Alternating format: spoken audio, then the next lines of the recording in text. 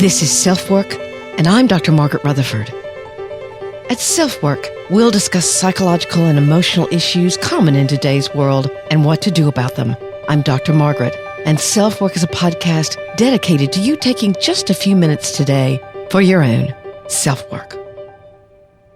Hello and welcome back to Self-Work. I'm Dr. Margaret Rutherford. I'm a clinical psychologist out of Fayetteville, Arkansas, and I've been seeing patients for over 25 years. I started this podcast because I wanted to reach out to those of you who might be very comfortable in talking with psychological or emotional issues and just want another point of view, or to those of you who may have just recently been diagnosed with depression or anxiety or bipolar disorder, or you're having relationship problems that you don't understand and you need information. And then there's that third group, those of you who might never consider darkening the door of a therapist, but are just curious enough to tune in and see what a therapist sounds like and what this particular episode of Self-Work is all about. In fact, this episode may just make that third group quite curious, because right now the title is When the Going Gets Tough, the Tough Don't Have to Stay Silent. And that's not what people think. So we're going to be looking at the difference between self-composure, stoicism, and self-destructiveness. We're going to redefine a bit what should happen or what could happen when the going gets tough. I was recently interviewed by a wonderful writer named Rainsford Stouffer. She writes for the New York Times, The Atlantic. I was so honored to be involved. She was describing a physical ailment that is causing her own life to deteriorate, and yet she's been hiding it for years with the "I'm fine" response. Her article is on how so many people hide or feel shame for physical ailments and actually wait for far too long because they feel they need to be stoic. Again, the tough get going. This ties in with the fact that a few people have written to me critical of my work on perfectly hidden depression. They'll say things like, "Why are you saying that bearing up from your troubles, putting them on the back burner and functioning is unhealthy or a disorder? That's strength to me." These remarks suggest that I'm personally throwing rocks at survivors or people who are resilient and strong. For the people who wrote this, I'm challenging the good old American stoic. When the going gets tough, the tough get going, and they don't like it. I was actually interested, so I looked up where that phrase had come from, and maybe some of you know this, maybe some of you don't. It's been attributed both to Joseph P. Kennedy, who was the father of U.S. President John Kennedy, and sometimes to the Norwegian-born American football player and coach Knut Rockne. So I just thought I'd give you a little history lesson. So today we're going to talk about the difference between being resilient, being self-composed, being stoic, and being self-destructive or overly suppressing your emotions. Like most things, when there's only one option that you'd consider, there's a problem.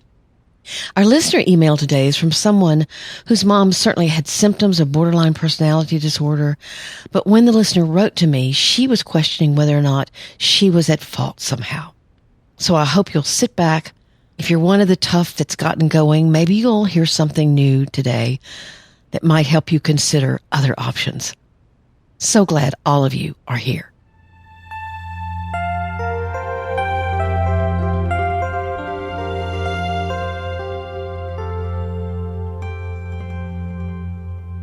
Whether we're born with certain gifts or skills, or we learn them along the way, we each gather these skills or strengths, things we do competently, and we carry them around in our psychological toolbox to use when we need them. As an example, perhaps organization comes easily to you. You methodically design your approach to a problem and follow through when meeting a deadline. Or you have quite the opposite skill. You're someone who waits until that deadline is looming before you get something done. You're most effective in a time crunch. Neither choice is particularly better than the other one, because both can be considered skills. I'm definitely one of those deadline looming people. What's the purpose of learning these skills? Well, we all handle stress through their use. It just becomes the way you function. You can see it when perhaps a sudden death occurs in the family. You can notice how different people respond. You can actually see which skills they pull out. Or you can see if they don't have the skills to handle the situation.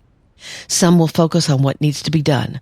They stay composed and their skill is problem solving or fixing. Others are far more comfortable expressing their grief in the moment. They more have skills to tolerate and express painful emotion. Others deny any pain at all, and perhaps they're the stoics in the group. Some may even seem angry, and that group may not have a constructive skill to handle grief. What's in your toolbox helps you deal with life, both the good and the not so good. It's what you've learned, skills you've developed, what you've practiced, and what you know. Healthy coping is using these constructive skills to deal with whatever comes your way, from the joyous things in life to the more painful. Anger management is a skill. Self-soothing or calming yourself down is a skill. Processing information rationally is a skill. Today, we're talking about the skills of self-composure and stoicism. As I received a proper Southern education in how to be a lady, certainly part of that training included keeping my composure, not letting anyone see that I was perturbed or angry or bothered. I love that word. Mosquitoes bother me. I always love it when people say, that really bothers me. I don't know what they mean. I know you may not believe this, but I walked with a book on my head and recited Shakespeare as part of my self-composure training. But when I think of the term self-composure now, it's more like making sure your mind stays in control and keeping anxiety to a minimum, not revealing what you're struggling with. So what's the difference between self-composure and stoicism?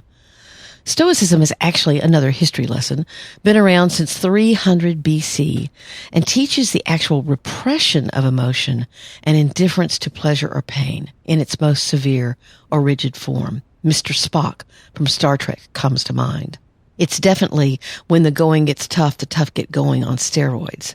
And, this saying, when the going gets tough, seems to view stoicism as superior to other skills. You should have a fixer mentality. You should be fine. You should suppress emotion at all costs. That will make you tough. And according to this, tough is better. But stoicism, like any other skill, can be overused. And that's where the problem can lie. In this article I mentioned in the intro, Ms. Stouffer quotes several studies about the pros and cons of stoicism or emotional suppression. For example, she cites Sarah Wieten, W-I-E-T-E-N, who studies stoicism, and her study reports that people who believe they shouldn't show emotion or should handle issues on their own face internal conflict when they may need help, which in turn, quote unquote, could lead to delays in help seeking with potentially life-threatening consequences. Basically here, she's saying that the research has found that rigid stoicism can threaten your very physical life. I'll have a link to that study, by the way, in the show notes, as well as to Ms. Stouffer's article. The author, Wieten again, who says she herself leans towards stoicism, suspects that, quote, people find the idea that you can and should distinguish between things in life you can control and those you cannot, and then focus on what you can. And that's a powerful way to cope in adverse conditions or when things get bad. And I don't disagree with her. In fact, I agree a lot. I suggest to people all the time that they look for what they have control over when they're floundering or depressed. What can you actually do about something? Rather than wishing you had control or worrying about what you don't have control over, what do you have control over? I think that's healthy. Where I differ from when the going gets tough, the tough get going, is that it implies that there's no place for fear or sadness. It's saying to anyone who will listen, and many, many have, that you leave your feelings out of the equation and just get going. And after watching a lot of people go through a lot of hardship and pain, I just don't believe that. I meet a lot of people as a therapist, and what I notice in the first couple of sessions is how comfortable these people are with opening up about their emotions, not just pain, really any emotion. Interestingly, it takes me longer to connect with folks who stay pretty mental. I don't feel like I get to know them as people quite as readily or easily.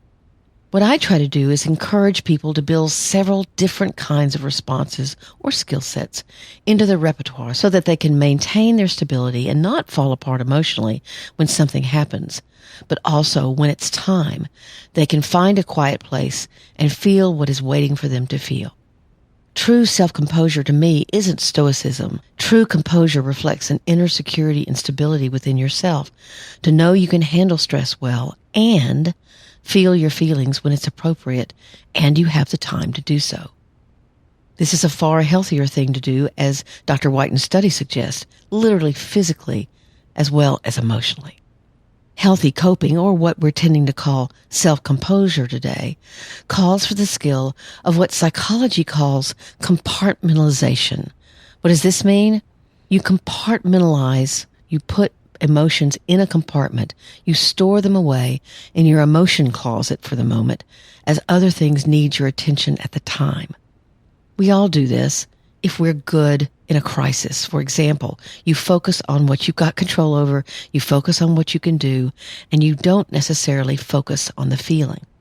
But when it's safe, when you have the energy, when you have privacy, or simply when you have time, you connect with those feelings, whether they're fear, grief, sadness, confusion. You take them out of their compartment and look to see what's there.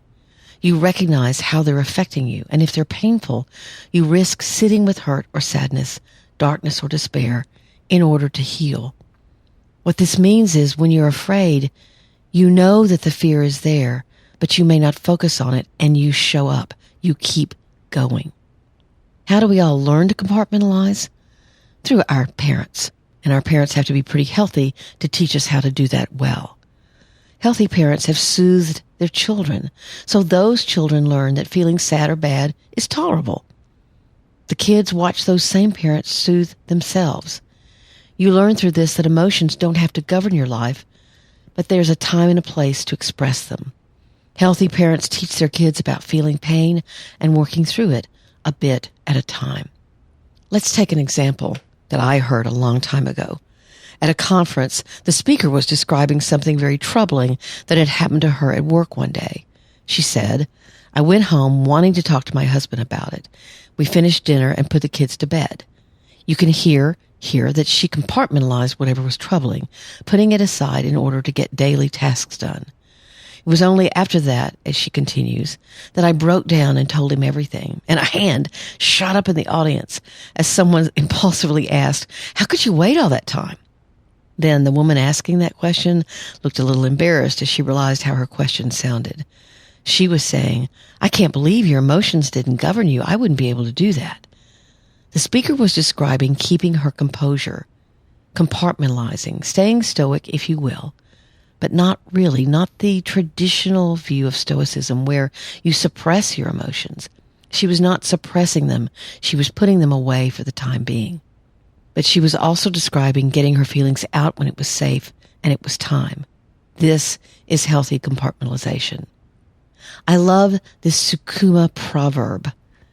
The wind does not break a tree that bends. Connecting with thoughts, experiences, and emotions that you had to store away for a time is in essence bending. You recognize on a very basic level that you can't survive the storm if you're too rigid. If your coping skills are healthy, then you can bend. You can express vulnerability. You can feel all emotions, and your tree won't break. Now let's just talk a bit about perfectly hidden depression. If you struggle with PhD, or even if you're just overly stoic or overly composed, you've got this backwards. You believe you'll break if you bend, if you admit vulnerability or hurt. So we're going to try something new today. I've never asked you to do anything like this. Maybe after you finish listening to this podcast, I want you to find a place somewhere that's quiet and think about things that you might have stuck back in that emotion closet of yours in your mind. Things that you might say, I haven't thought about that in a long time, but I know it changed me. Or, that was really tough, but I couldn't let it bother me at the time. I had kids to take care of. Or if it happened in your childhood, I was told it didn't matter and to pull myself up by my bootstraps, i.e., be stoic. Let your mind go back there and see what, if any, emotions you feel. Sometimes it actually helps to close your eyes and create a calm scene in your mind's eye. What do you see? What do you smell? Then allow yourself a few seconds to drink in that calm and then look into your past. It's kind of like you're standing in front of your refrigerator and look to see what's there. I don't recommend you do anything else, but just write out the memories that you find there. And don't necessarily get those experiences out if they're too potent, but you may find yourself feeling emotions that you haven't felt in a long time that have been compartmentalized. And certainly, if you feel safe enough to do so, take some time to journal about those emotions.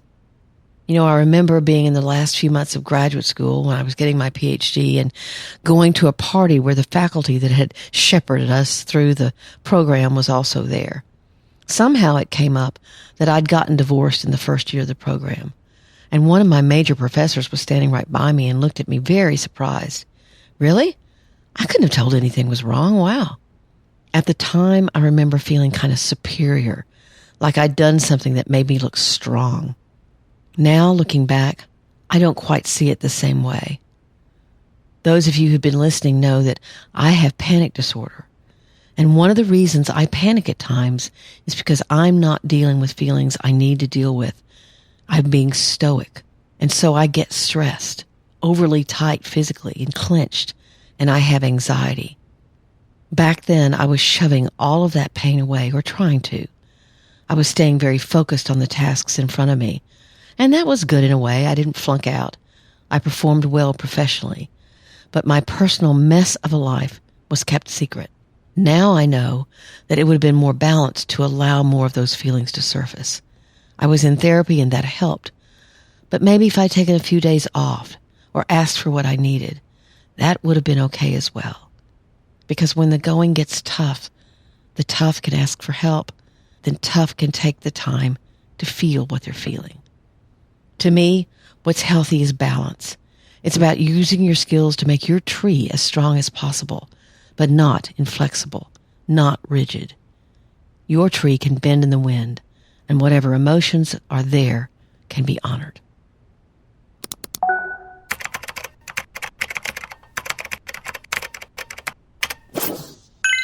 Here's a listener email for today, and it's from a woman who had a mom with serious mental illness, but almost still blames herself.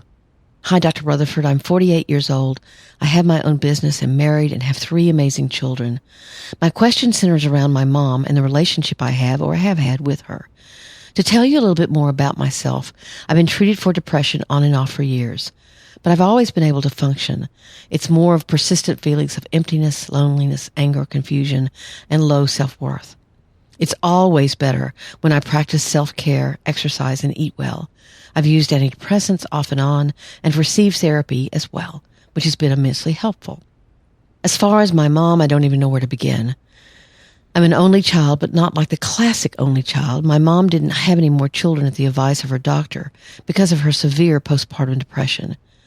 I've been told she had frightening images of hurting me and herself. I believe it was treated with medication, but I don't have all the details.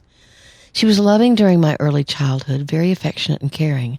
That suddenly changed when I was around 10 years old. It was drastic. It felt like all physical affection stopped overnight, and I remember feeling confused and not able to trust her. I didn't even tell her when I started my period. It actually never even occurred to me. My best friend was with me when I did tell her, and she completely freaked out. She was pacing and crying. It was ridiculous.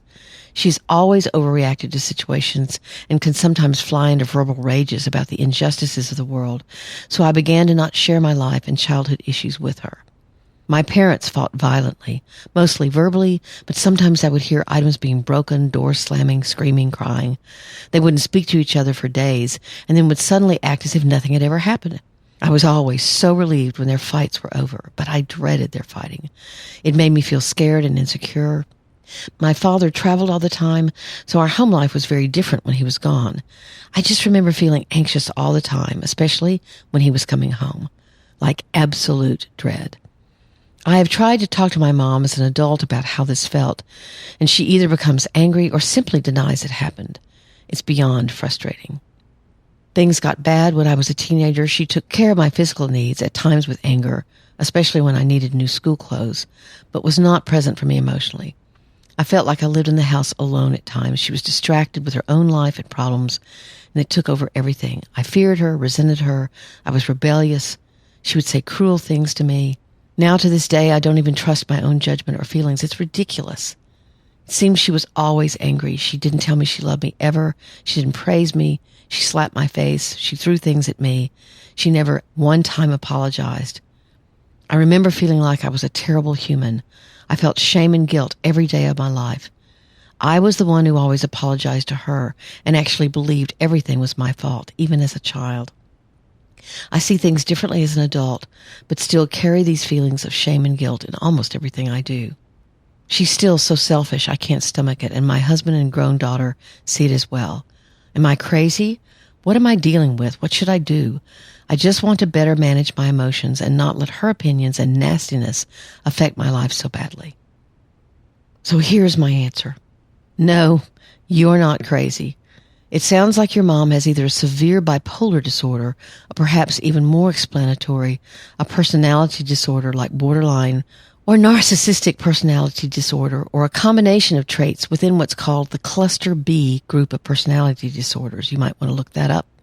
It's interesting that she pulled it together in your early childhood, but something erupted when you were around 10. Perhaps when you are becoming more of your own person and individual, that can and does often trigger someone who needs to be loved and made secure, and they can become rageful as they struggle not to feel abandoned. I definitely recommend some reading on the topic, especially borderline. My favorite book, I've said before, is Understanding the Borderline Mother. Another that is very helpful is I Hate You, Don't Leave Me. The best thing you can do is to decide on your own boundaries and work on whatever messages you absorbed about your own worth and value. It also sounds, of course, like your dad wasn't involved in any soothing way, so neither parent helped you feel safe. If they're still together, then you may have to set those boundaries with both of them. It's very difficult work, and there's quite a lot of grieving that has to go on as you begin to have compassion for the little girl that was blamed and confused. It's also interesting to me that a lot of people, when they're rearing their own children, the grief actually gets worse because they are providing a much safer environment for their children, and they recognize through doing so what their own childhoods could have been like. That shame you feel comes from the absorption of the blame that you said, and none of it, let me stress, none of it was your fault. I'm glad your husband is supportive, and if he and your daughter can see the dynamic as well, that must be comforting. I'm glad you're finding the podcast helpful. Good luck to you and take very good care. So many of the emails I get are from people whose parents had severe mental illness or personality disorders, and they struggle a lot with self-blame. If this is you, please get one of the books mentioned, and I will have those books in the show notes.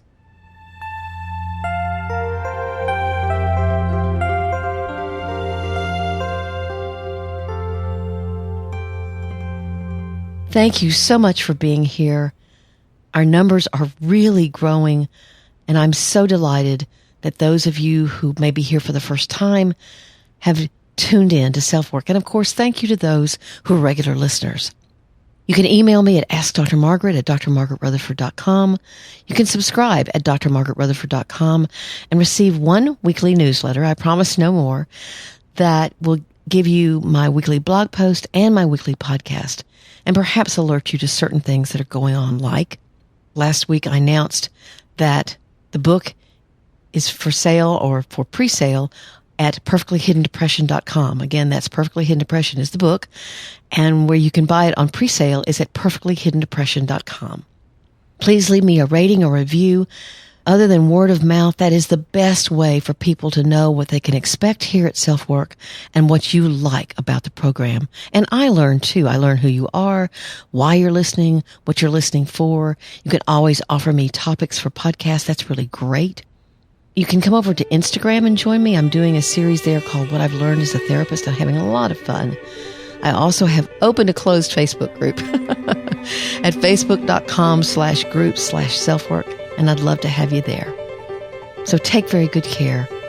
Thanks for listening. I'm Dr. Margaret, and this has been SelfWork.